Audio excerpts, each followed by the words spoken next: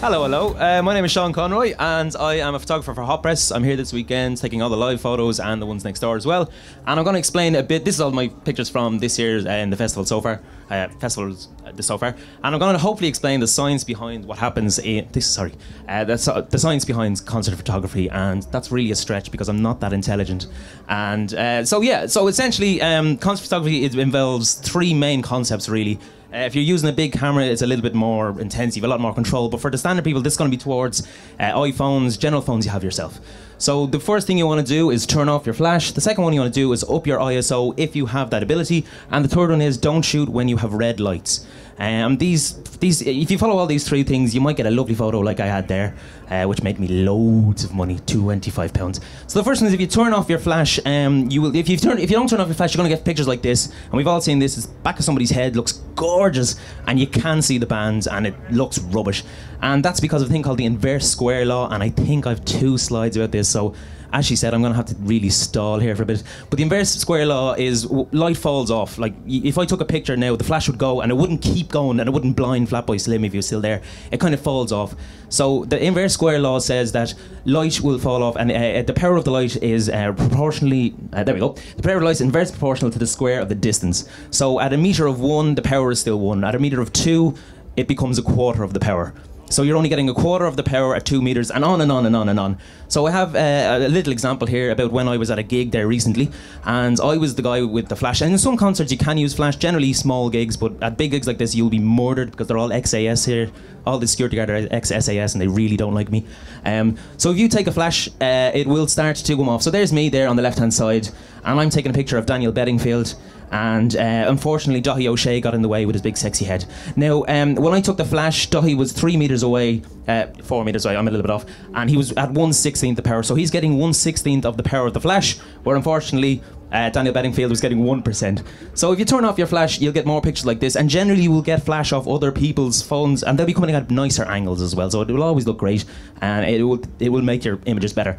Now the only thing is, when you do turn off your flash, your camera's as thick as a brick, and it will try and tell you that there's not enough light, so you'll get camera shake. So there's Franz Ferdinand with the flash off, and there's Fujii Miyagi with the flash off. So when you get these horrible flashy, your camera thinks there's no light, so you have to make up for that by holding your camera really, really still, or truing it in. So the cause is, your camera shake is caused by movement of the camera while the camera sensor is exposed. When you press your button down, most of them, a mirror will go up, the light will come in and the mirror will go down.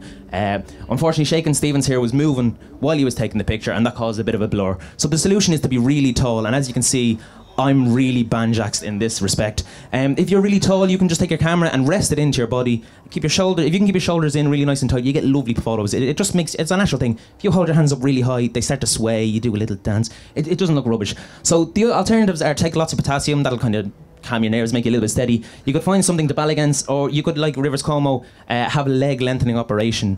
Most people think it's because he had one leg longer than the other. It's actually because he wanted to be a photographer, and he knew this was the best way to do it.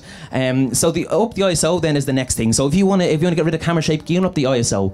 It lets your camera see better in the dark, so it will make light brighter to the camera, so you'll be able to see things all that bit better, but it will also introduce grain or noise. So you can see this picture isn't really that great, but it's also very, very grainy and noisy, and that was like essentially in the dark. So you have the option, you can have a grainy photo or you can have a really dark photo, and when you're not allowed to use flash, I know I told you shouldn't turn flash off anyway, it's kind of catch-22. So ISO is there, it's kind of the last thing you should ever look towards doing, but it's a thing. Red lights is the devil's setup, and red lights are the worst thing you can get. There's the Arctic Monkeys in 2009 and Nick Cave, which isn't too bad, in 2010. Red lights, most photographers will just give up because red lights are horrible lights to work under. It's because your camera has a thing called the Bayer array. It's how your sensor is set up. So you've got red, green and blue. They're the receptors. It's made up of 50% green, 25% blue and 25% red. When people have blue lights on them, generally you get away with it because most lighting technicians will put blue and white together. So you're getting 50% blue, but you're also getting a fair bit of other colours mixed in. Red tends to mix orange. That's the Bayer array there. As you can see, there's twice as many green. But with red, you're getting nothing. So you're losing 75% of your image before you even start. So it's not worth your time. Blue images you generally will get away with, but red, really not worth your time or your effort.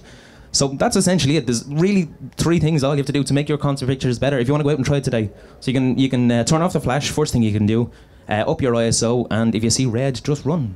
And that is it, my friends. It's as simple as that. So there you go. There's summary. No flash. be tall, no red. Okay, thank you very much.